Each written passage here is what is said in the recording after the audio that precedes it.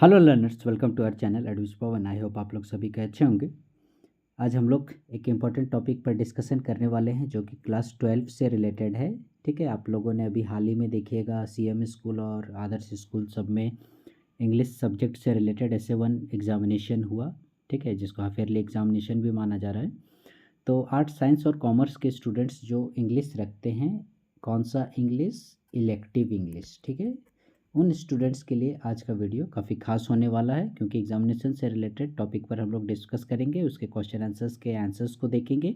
साथ ही साथ आप लोग टैली कर लीजिएगा कि आप लोगों के द्वारा बनाए गए जो आंसर्स वो अप्रोप्रिएट हैं नहीं है, आपने कितना मार्क्स लाया वगैरह वगैरह। ठीक है, तो आगे बढ़ते हैं। ध्यान दीजिएगा, class 12 elective English question number 1 to 5 के लिए देखिएगा, आप लोगों को एक पैसेज दिया गया था जो कि आदिवासी से रिलेटेड था। Adivasi is the collective term for the tribes of India. ठीक है, इस तरह से था। और हम लोग पैसेज को नहीं पढ़ते हैं, वीडियो काफ़ी लंबा हो जाएगा। आप लोग के पास क्वेश्चन पेपर होगा, आप लोग उससे टैली कर लीजिएगा, पढ़ लीजिएगा। ठीक है, हम लोग डायरेक्ट क्वेश्चन आंसर्स पर आते हैं। ठीक है, क्वेश्चन नंबर 1 क्या बोल रहा है? आदिवासीज आर। ठीक है, तो इसका राइट आंसर हो जाएगा आप लोगों का option number C, indigenous people prior to Indo Aryans and Dravidians. ठीक है, ये आप लोगों का करेक्ट आंसर हो जाएगा। ठीक है, ऑप्शंस में देखिएगा, ए में आपका सिर्फ द्रविडियन है, और बी में आर्यन है, और successors of Indus Valley civilization यानी सिंधु घाटी सभ्यता के उत्तराधिकारी आप लोग बोल सकते हैं, सक्सेसर्स। तो ये सब नहीं होगा। राइट आंसर आप लोगों का option number C, indigenous people prior to Indo Aryans and Dravidians, ये वाला होगा। ठीक है, next question number 2, constitution of India focuses on schedule tribe as. ठीक है, भारत का जो कॉन्स्टिट्यूशन है, संविधान है, वो शेड्यूल ट्राइब पर किस प्रकार से फोकस करता है, ये बोल रहा है। ऑप्शन है human resources for the country, या फिर targets for social and economic development, या फिर economic burden for country. Burden means बोझ, या नन ऑफ दिस, इनमें से कोई नहीं। तो इसका राइट आंसर हो जाएगा आप लोगों का option number B, targets for social and economic development, यानी इन लोगों के लिए, इन आदिवासियों के लिए सामाजिक और आर्थिक रूप से विकासात्मक कार्य करने की आवश्यकता है। ठीक है, right answer option number B. Third number, maximum percentage of tribal population is in the state of. ठीक है, इसके लिए देखिएगा, आप लोगों को जो पैसेज दिया गया है उसमें आप लोग ढूंढिएगा तो नहीं मिलेगा। थोड़ा बहुत आप लोगों को अपना जो जनरल नॉलेज है उसको भी मैंने एज ए मैंने 11-12 के स्टूडेंट्स, क्योंकि अब आप लोग कंपटीशन में अपीयर होइएगा तो जीके भी काफ़ी ज़्यादा ज़रूरी है। तो सबसे ज़्यादा ट्राइबल का पॉपुलेशन आप लोगों का मिजोरम में है। ठीक है, मणिपुर, मेघालय, नागालैंड सभी ट्राइबल ही हैं, लेकिन मैक्सिमम जो है आपका परसेंटेज वो मिजोरम में। ठीक है, ऑप्शन नंबर थर्ड का क्वेश्चन का option number A. Next question number 4, select the option that displace what the economy of tribal people consists of. उस ऑप्शन को सेलेक्ट करने बोल रहा है जो कि ट्राइबल पीपल के इकोनॉमी से जुड़ा हुआ है, मतलब उन लोगों की आर्थिक स्थिति कैसे चलती है। ट्रेड एंड कॉमर्स, वो लोग बिजनेस व्यापार वगैरह करते हैं, नहीं। कैश क्रॉप्स, नहीं। नन ऑफ दिस, ये तो नहीं होगा। Right answer option number B, subsistence agriculture and hunting, यानी खेती बाड़ी, कृषि वगैरह। और दूसरा क्या हो गया आप लोगों का, हंटिंग मीन्स हो गया शिकार। तो हम लोग जानते हैं कि ट्राइबल्स लोग जो हैं वो शिकार, और अभी भी बहुत सारे क्षेत्रों में शिकार पर वे लोग आजीविका निर्वाह कर रहे हैं। और कृषि वगैरह जो थोड़े माने आगे बढ़ गए हैं, उन्नत हो गए हैं, वे खेती बाड़ी वगैरह करते हैं। ठीक है, खेती बाड़ी, पशुपालन, शिकार। 5, विच of the following words is the antonym of the word inaccessibility. ठीक है, देखिएगा यहाँ पर एंटोनिम पूछ रहा है, antonym that means opposite word. ठीक है, तो इनएक्सेसिबिलिटी मतलब जहाँ पहुँचा नहीं जा सके। ठीक है, एक्सेसिबिलिटी माने जहाँ पहुँचा जा सके, और इनएक्सेसिबिलिटी मतलब जहाँ नहीं पहुँचा जा सके। तो इसका अपोजिट क्या होगा, जहाँ पहुँचा जा सके, दैट इज़ अप्रोचेबिलिटी। ठीक है, ये आपका राइट आंसर हो जाएगा। ठीक है, आइसोलेशन मतलब अलग थलग, वीरान। रिमोटनेस भी वही काफ़ी दूर का एरिया। और अनरीचेबिलिटी तो क्लियर बोल रहा है, नहीं पहुंच पाएगा, इसलिए ये सारे ऑप्शंस नहीं होंगे। ठीक है, राइट आंसर क्या हो जाएगा आप लोगों का option number C, that is approachability. Question number 6 to 10 के लिए क्या बोलता है, देखिए, read the poem carefully and answer the questions that follow. एक पोएट्री का पैसेज दिया गया, उसको पढ़िए बोलता है, और उसके बाद जो क्वेश्चंस वगैरह दिए गए उसको सॉल्व कीजिए। I wandered lonely as a cloud that floats on high over vales and hills, when all at once I saw a crowd, a host of golden daffodils beside the lake, beneath the trees, fluttering and dancing in the breeze.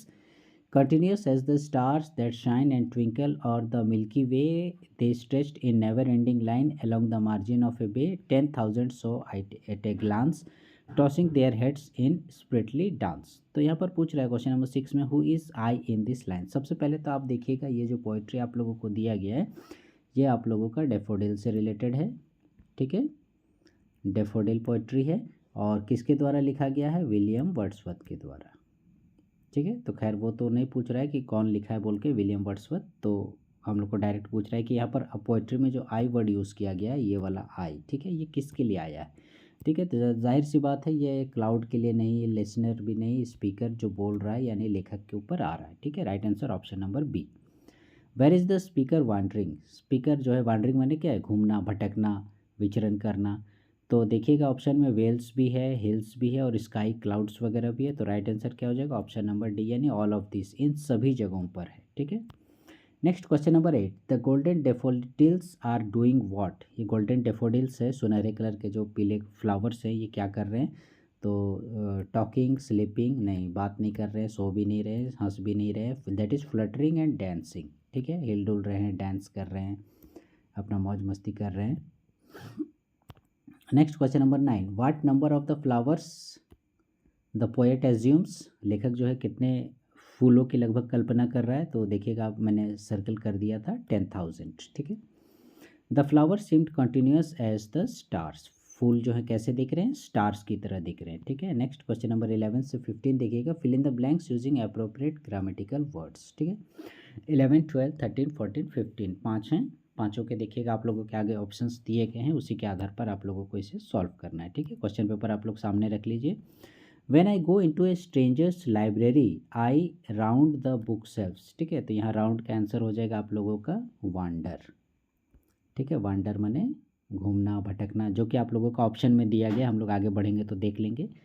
This is to know the type of person he is and I feel that I know the, क्या होगा इसका, option में एक बार देख लेते हैं, that is की, ठीक है। 12 नंबर में क्या हो जाएगा आप लोगों का, की।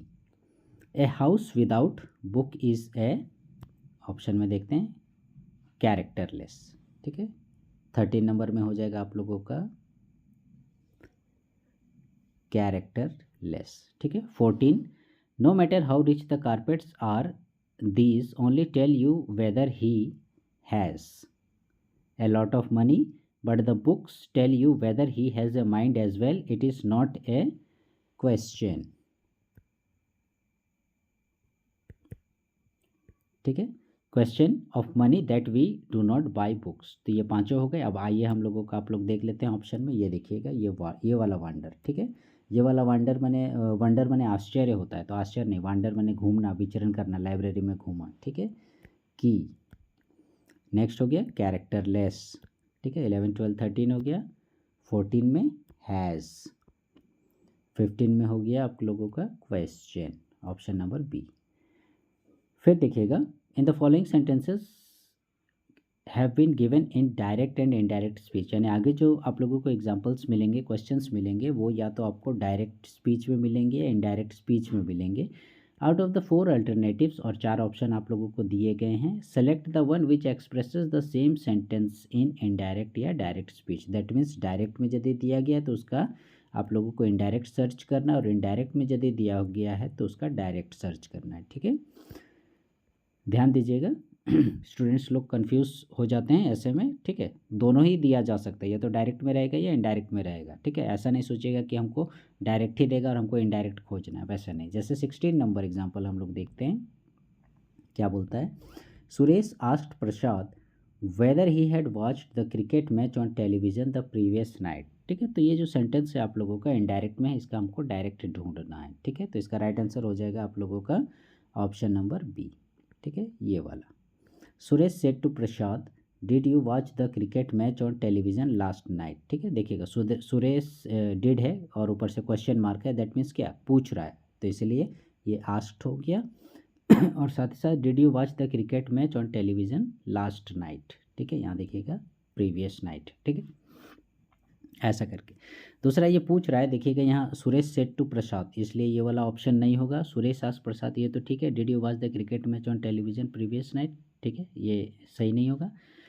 क्यों होगा? क्योंकि ये आपका ऑन टेलीविज़न प्रीवियस नाइट है इसमें, ठीक है, इसलिए ये वाला भी नहीं होगा, ठीक है। और उसके बाद यहाँ तो फिर आपका हैव लगा दिया है, इसलिए ये वाला भी नहीं होगा। तो राइट आंसर आप लोगों का हो जाएगा ऑप्शन नंबर बी, ठीक है, जो कि डायरेक्ट है। Suresh said to Prasad, did you watch the cricket match on television last night. 17 देखते हैं। फादर सेड टू मी, ठीक है, you are idling away your time. तो ये आप लोगों का डायरेक्ट में है, इसको इनडायरेक्ट करना है, ठीक है। तो इसका राइट आंसर हो जाएगा ये लास्ट वाला ऑप्शन नंबर डी, ठीक है। फादर सेड टू मी बताया गया था आप लोगों को, जैसे सब्जेक्ट के बाद ऑब्जेक्ट रहेगा तो वहाँ टोल्ड हो जाता है, ठीक है। तो ये टोल्ड हो गया, और मी का मी आ गया, और यू की जगह आई, यू जो है मी आई में कन्वर्ट हो गया यहाँ पर, ठीक है। और दूसरा क्या है, पास्ट आर को हम लोगों ने पास्ट फॉर्म में चेंज कर दिया, आइडलिंग वे माई टाइम, इसलिए राइट आंसर क्या हो जाएगा आप लोगों का ऑप्शन नंबर डी हो जाएगा, ठीक है, ये अप्रोप्रिएट है। Next 18 number, what do the dreams symbolise in the story, ठीक है, क्वेश्चन जंप नहीं ना हुआ, ठीक है। 16, 17, 18, what do the dream symbolise in the story. अब देखिएगा ये आप लोगों का, हम लोग टेक्सचुअल क्वेश्चंस में जा रहे हैं। What do the dreams symbolise in the story, ये जो है आप लोगों का देखिएगा very first chapter, that is I shall माई क्या है, ड्रीम्स, ठीक है, आई शेल माई ड्रीम्स से रिलेटेड है। तो ड्रीम्स जो है किसको सिम्बोलाइज कर रहे हैं स्टोरी में, तो ड्रीम्स सिम्बोलाइज कर रहे हैं the power of imagination, option number B, ठीक है। Next 19, what is Eveline's age in the story. ये तो एकदम स्ट्रेट फॉरवर्ड क्वेश्चन है, किसी का भी कोई गलत मिस्टेक नहीं होना चाहिए, कोई कन्फ्यूजन भी नहीं, दैट इज़ 19 ईयर्स ओल्ड, ठीक है। व्हाट इज़ एवलिन्स पर्सनैलिटी लाइक, पूछ रहा है एवलिन की पर्सनैलिटी, उसका चरित्र, उसका व्यक्तित्व कैसा था। तो एडवेंचरस एंड स्पॉन्टेनियस, यदि एडवेंचरस जोखिम भरा साहसिक कार्य ये सब रहता तो तब तो वो फ्रैंक के साथ भाग जाती, ठीक है, जो कि एलन लाइन शिपिंग कंपनी में काम करता था। फिर है बी कॉशियस एंड इंडिसिसिव, ये हो सकता है। कॉन्फिडेंट एंड डिटर्मिनेंट, कॉन्फिडेंट होती तो फिर आपका क्या बोलते हैं वो, कुछ भी डिसीजन ले सकती थी, दृढ़ निश्चय, लेकिन थी नहीं वो। रिबिलियस, झगड़ा करने वाली, विरोध करने वाली, नहीं वैसा भी नहीं थी। तो राइट आंसर मेरा क्या बच गया, ऑप्शन नंबर बी, ठीक है। ऑप्शन नंबर बी क्या है, कॉशियस एंड इंडिसिसिव, ठीक है, सचेत थी और साथ ही इंडिसिसिव, वो डिसीजन नहीं ले पा रही थी, जाएं नहीं जाएं, क्या करें, पापा को देखें कि फ्रैंक को देखें, ऐसा करके। 21, what is the nature of Eveline's relationship with Frank, Eveline के संबंध फ्रैंक के साथ कैसे थे, ठीक है, उसका प्रकृति कैसी थी। रोमांटिक, लव वाला, पैशनेट वैसा नहीं था, तब तो भागिए जाती। फ्रेंडली एंड प्लेटोनिक, ये भी नहीं था। डिस्टेंट एंड फॉर्मल, बहुत दूर और एकदम नॉर्मल टाइप का, नहीं ये भी नहीं था। अनसर्टेन एंड एम्बिगुअस, ये वाला राइट आंसर है ऑप्शन नंबर डी, ठीक है। अनसर्टेन एंड एम्बिगुअस इसलिए, देखिएगा कुछ भी मतलब उन लोगों के बीच में, यानी एवलिन के बीच में, और दूसरा शख्स कौन था आपका, फ्रैंक, ठीक है। एवलिन और फ्रैंक के बीच में देखिएगा कुछ भी मतलब निश्चित नहीं था, सब चीज़ अनिश्चित था। और साथ ही साथ एम्बिगुअस मतलब हाँ नहीं, कभी देखिएगा फ्रैंक का पलड़ा भारी होता है, कभी उसका झुकाव उसके पिताजी भाई परिवार की ओर होता है, माँ को दिए गए वचन की ओर होता है, इस तरह से, ठीक है। तो right answer is uncertain and ambiguous, okay. 22, what is the allegorical meaning of the shadow in the poem. तो ये काफ़ी मैंने इस प्रकार के क्वेश्चन आप लोगों को इस बार सेट किया गया है इलेक्टिव में 12th क्लास में, कि मतलब काफ़ी डिफ़िकल्ट है और आप लोगों को सोच में उलझन में डाल दिया होगा, ठीक है। मतलब एकदम अंदर अंदर से टेक्सचुअल क्वेश्चंस पूछे गए हैं, मीनिंग से रिलेटेड, सिम्बॉल से रिलेटेड, ठीक है। फिर काफ़ी सारे देखिएगा आप लोग आपका अलंकार से रिलेटेड भी क्वेश्चंस पूछे गए हैं, ठीक है।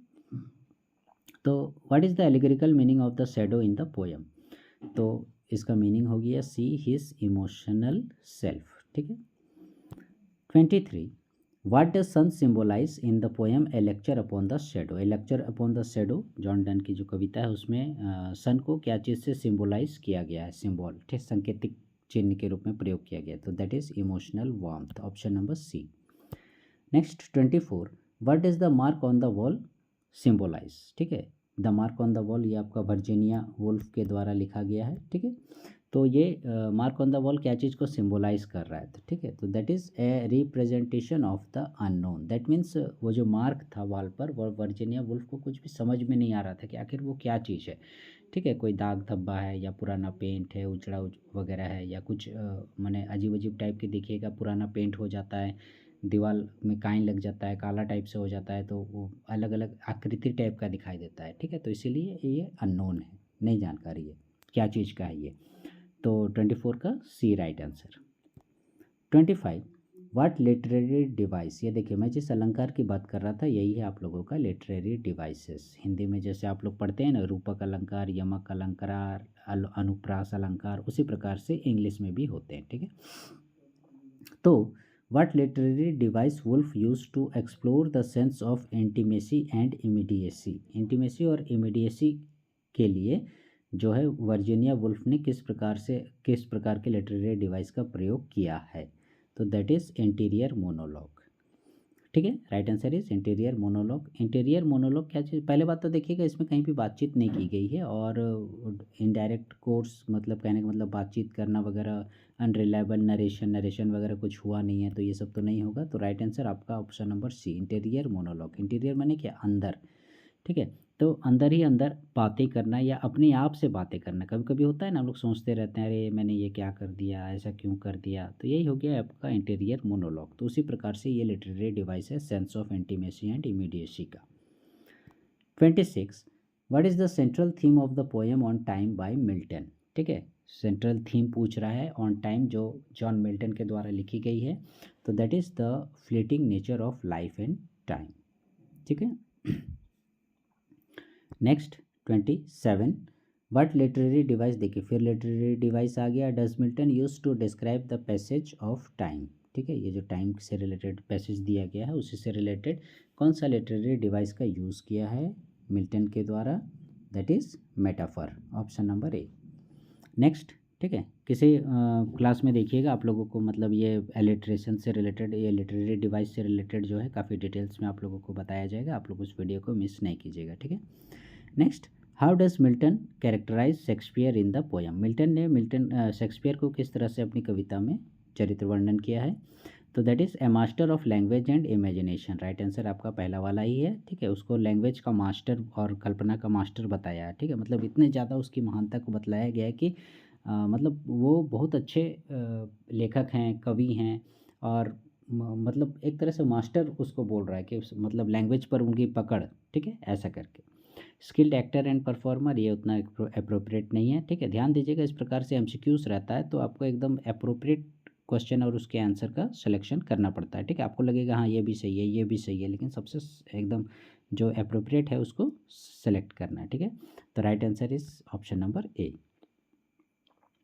29 what literary device does Milton use in the line dear son of memory great heir of fame, इसका भी राइट आंसर मेटाफर, ठीक है, देख रहे हैं लिटरेरी डिवाइस से कितना क्वेश्चन है। 30 what does the line and mercy pity peace love, ठीक है, दया करुणा शांति प्यार is God our father mean, इसका मतलब क्या है, तो इसका मतलब है ये लास्ट वाला, God is embodiment of this virtues, ठीक है, option D is your correct answer. 31 who has written the poem the divine image, एकदम straight forward question, William black.